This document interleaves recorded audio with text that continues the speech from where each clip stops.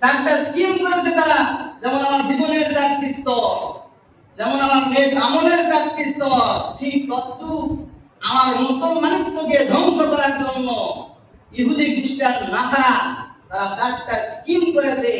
যদি চারটা স্কিমের একটা স্কিমেও আমি আবদ্ধ থাকি, তাহলে আমার আর নামাজের কোনো দাম নাই, রোজার কোনো দাম নাই, পারিবারিক আমলের কোনো দাম নাই, রাষ্ট্রীয় আমলের আর কোনো দাম থাকবে না। একটি যদি আমি ধরা খেয়ে দেয়, একটিতে। সম্মানিত হাজারিন, এই চারটি স্কিমের একটি স্কিম হলো মুসলমানদের অর্থনৈতিক উন্নতির নামে জঘন্যতম সুদ প্রথাকে ইহুদি খ্রিস্টান নাসারা তারা প্রমোট করেছে।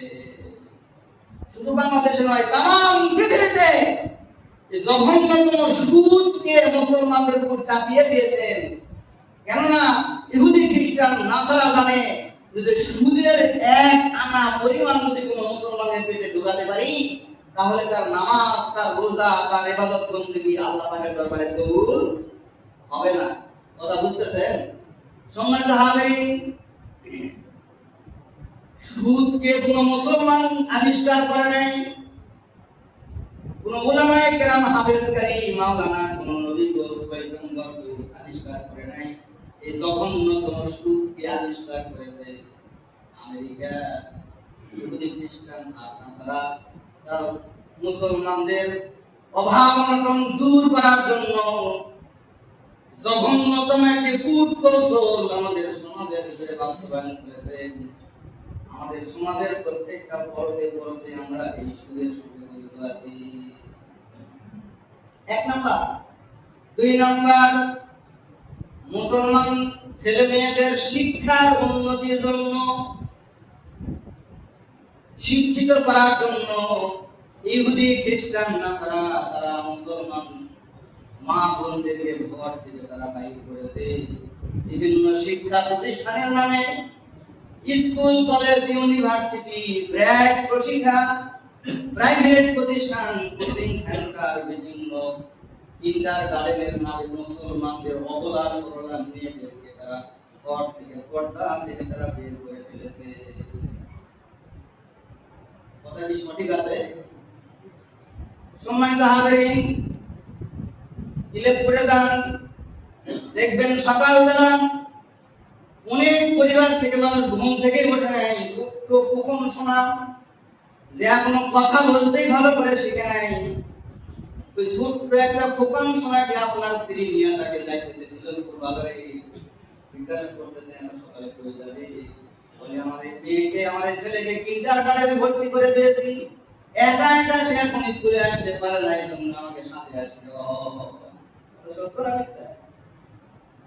এভাবে শিক্ষার উন্নতির নামে মুসলমানদের অবলা সরলা মেয়েদেরকে ইহুদি খ্রিস্টান নাসারা ঘর থেকে বের করেছে, আর আমরাও আমাদের মা বোনদেরকে ঘর থেকে বের করে দিয়েছি। অথচ আল্লাহর হাবিব ফরমান, লা ইয়াদখুলুল জান্নাহ, জান্নাতে প্রবেশ করবে না। লা ইয়াদখুলুল জান্নাহ, জান্নাতে প্রবেশ করবে না। লা ইয়াদখুলুল জান্নাহ, জান্নাতে প্রবেশ করবে না। আদ-দায়ুসু লা ইয়াদখুলুল জান্নাহ, আল্লাহর হাবিব ফরমান, দায়ুস কখনো জান্নাতে প্রবেশ করবে না। সাহাবায়ে কেরাম জিজ্ঞাসা করলেন, ইয়া রাসূলুল্লাহ, দায়ুস কারে কয়? দায়ুস কাকে বলে? আল্লাহর হাবিব ফরমান, দায়ুস ওই সমস্ত ব্যক্তিরা যে সমস্ত মুসলমানদের মেয়েরা, মায়েরা, বোনেরা, স্ত্রীরা ঘর থেকে বেপরদা অবস্থায় বের হয়, ওই সমস্ত মেয়েদেরকে যারা ঘর থেকে বের করে দিল, ওই সমস্ত ছেলেদেরকেও দায়ুস বলা হয়। আল্লাহ তাআলা ইরশাদ করেন, ওয়া করনা ফি বুয়ুতিকুন্না ওয়ালা তাবাররাজনা তাবাররুজাল জাহিলিয়াতুল উলা।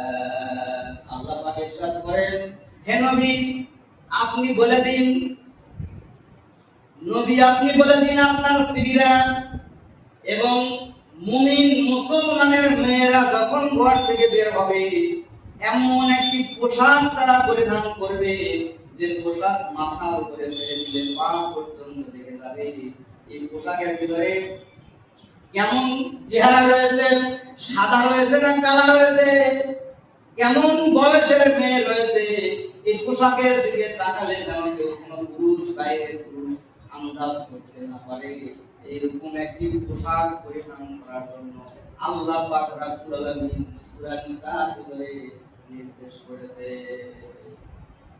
সম্মানিত হাজিরিন, তাহলে আসুন, ইহুদি খ্রিস্টান নাসারা আমাদের ঈমানকে ধ্বংস করার জন্য, আমাদের মুসলমানিত্ব ধ্বংস করার জন্য যে চারটি স্কিম করেছেন, তার একটি স্কিম হলো মুসলমানদের মেয়েদেরকে ঘর থেকে বের করেছেন। 2 নাম্বার। 3 নাম্বার, মুসলমানকে বিচ্ছিন্ন করার জন্য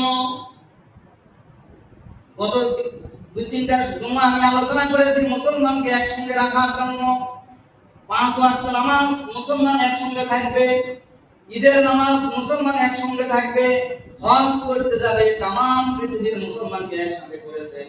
এই মুসলমানকে বিচ্ছিন্ন করার জন্য ইহুদি খ্রিস্টান নাসারা 3 নাম্বার যে স্কিম করেছে, বন্ধু, এই স্কিমের নাম হলো ইহুদি খ্রিস্টান নাসারা মুসলমানদেরকে বিচ্ছিন্ন করার জন্য গণতন্ত্রের নামে রাজনৈতিক দলে দলে মুসলমানদেরকে বিচ্ছিন্ন করে দিয়েছে। গণতন্ত্র, ভোটতন্ত্র, রাজনৈতিক দলের নামে মুসলমানদেরকে বিচ্ছিন্ন করে দিয়েছে। এই উলিপুর মসজিদের ভিতরে হয়তো খুব বেশি 100 মুসলমান রয়েছে। 100 মুসলমান নামাজ পড়তে আসে জুমার দিনে, কিন্তু খোঁজ নিয়ে দেখেন, ফারাজ করে দেখেন, কেউ আওয়ামী লীগ করে, কেউ বিএনপি করে, কেউ জাতীয় পার্টি করে, কেউ জামাত ইসলাম করে, কেউ ইসলামী আন্দোলন করে, কেউ জাতীয় জাসদ বাসদ বিভিন্ন দলে মুসলমান কি হয়েছে, বিভক্ত হয়ে গেছে। তো যখন নামাজ পড়তে আসছি তখন আমরা কার বান্দা? বলেন, সবাই বলেন, কার বান্দা? আল্লাহর বান্দা এবং রাসূলের উম্মত, এর মধ্যে কোনো পার্থক্য নাই। কিন্তু ইহুদি খ্রিস্টান নাসারা আল্লাহর বান্দা রাসূলের উম্মতকে বিচ্ছিন্ন করেছেন রাজনৈতিক দলের নামে, গণতন্ত্রের নামে বিচ্ছিন্ন হওয়ার কারণে এক দল আরেক দলের শত্রুতে পরিণত হয়েছে। গত 5ই আগস্ট ফ্যাসিস্ট সরকার বিদায় নেওয়ার পর বাংলাদেশের সবচেয়ে বড় রাজনৈতিক দল জাতীয়তাবাদী দল বিএনপি, অনেক ভাইরা হয়তো আছেন এখানে, বিএনপি সাংবাদিকরা রিপোর্ট করেছে তাদের দলের ভিতরে কোন দল লেগে বিএনপির সাথে বিএনপি মারামারি লেগে 136 জন নিহত হয়েছে। কথাটি আপনারা কিভাবে নেবেন আমি জানি না, তবে যে 136 জন নিহত হয়েছে মানে মৃত্যুবরণ করেছে মুসলমান, বিএনপি করার কারণে আমাকে এই পদ দিতে হবে, আমি এখানে চালাবাজি করব, আমাকে এইটা দিতে হবে, এই যে কুন্দল দ্বন্দ্ব বিভক্ত লেগে 136 জন নিহত হয়েছে। বলেন তো আল্লাহ পাকের রাজি খুশির জন্য নিহত হয়েছে? 136 জন যে নিহত হয়েছে, যে হত্যা হয়েছে সেও জাহান্নামে জানে, যে হত্যা করেছে সেও জাহান্নামে জানে। সম্মানিত হাজিরিন, আমরা ইহুদি খ্রিস্টান নাসারা পাকানো জালে আমরা কি হয়ে গেছি? অ্যারেস্ট হয়ে গেছি, বন্দী হয়ে গেছি। এখান থেকে আমাদেরকে বের হয়ে আসতে হবে। এইগুলি ইমাম সাহেব আলোচনায় আনতে পারেন না, সেই শক্তি সেই সাহস ইমাম সাহেবকে দিতে হবে। বন্ধু, আমরা আল্লাহ পাকের গোলাম এবং রাসূলের উম্মত, সেই জায়গা থেকে আমরা কোথায় চলে গেছি? কে নিয়ে গেল আমাদেরকে? আমাদেরকে কে নিয়ে গেল? বাংলাদেশের বড় বড় ইসলামী দল সকলে একসাথে হয়েছে, আগামীতে বাংলাদেশকে রাষ্ট্রীয় ইসলাম প্রতিষ্ঠা করবেন, এই জন্য একসাথে হয়েছে। আমাদের কি করণীয় বলেন?